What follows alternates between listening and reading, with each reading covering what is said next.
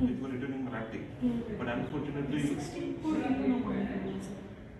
existing board we have never see, in respect of the car of mayor, in respect of the mayor office, where the boards were written in 3 languages, and so also the existing boards which were in Marathi language within the premises of the city corporation Belgaum, you have illegally the state board without any authority. In the main entrance also there was written only one language, city corporation.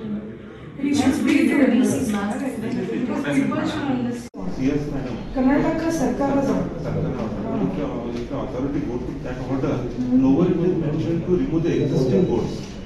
See what they have mentioned, to use more and more Kannada language in the official, for the official. For that intervention, I speak to Karnataka Sarkar, the Karnataka government has passed a new law in respect of the local authority. The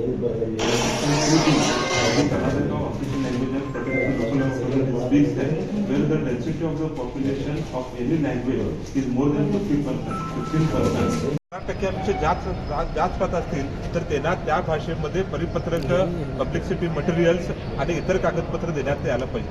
वास्तविक पाहता की बेळगाव महानगरपालिका ही 1881 साली स्थापन झालेली संस्था आहे आणि अशा ह्या संस्थेमध्ये जो गेले 1980 पर्यंत मराठीमध्ये चाललेला कारभार होता आणि तो तशाच पद्धतीने चालत असताना ह्या आताच्या ज्या कमिशनर आहेत त्यांनी गैरप्रकारे बेकायदेशीरते जे बोर्ड काढत आहेत त्याचा निषेध करून ते थांबवावं अशी आम्ही त्यांना आज अर्ज दिलेला आहे. त्यांनी आमच्या अर्जावर लिगल ओपिनियन घेऊन काय ते पुढील कारवाई करून सांगतो असं सांगितले आहेत.